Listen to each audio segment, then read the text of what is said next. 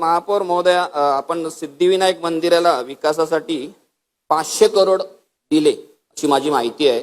सिद्धिविनायक मंदिर आम्हा सर्वांचं आराध्य दैवत आहे, आपल्या सगळ्यांचं आराध्य दैवत आहे, त्याबद्दल कोणाचं दुमत नाहीये. त्यापर्यंत सिद्धिविनायक मंदिराला भाविकांकडून करोडो रुपये मिळतात.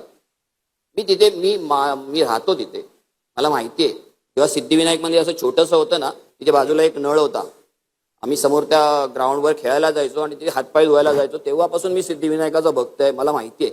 नंतर नंतर ते काय वाढत गेलं, कसं वाढत गेलं, सगळ्यांना माहिती आहे. परंतु त्या मंदिराकडे स्वतःचे करोडो रुपये असताना जे मंदिर अन्य संस्थांना करोडो रुपयाची देणगी देतं, त्या मंदिराला आपण 500 करोड का दिले? कशासाठी दिले? शिवशोभीकरणासाठी.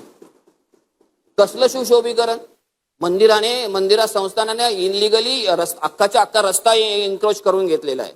कोर्टाने तसे आदेशही दिलेले आहेत की हे एन्क्रोचमेंट आहे, काढून टाका. पण ठीक आहे, भाविकांच्या भावनेखातर आपण ते काढत नाही आहोत.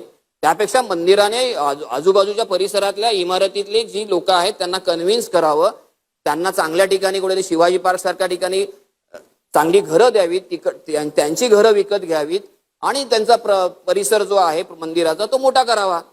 तुम्हाला महानगरपालिकेच्या 500 करोडची गरज काय? मला वाटतं प्रशासनाने यावर, मला थोडंसं हा जी काही पैशाची उधळपट्टी चाललेली आहे याच्यावर थोडंसं मला विश्लेषण करून सभागृहाला सांगावं. शिकूया AI ची क्रांती, चला करूया MSCIT.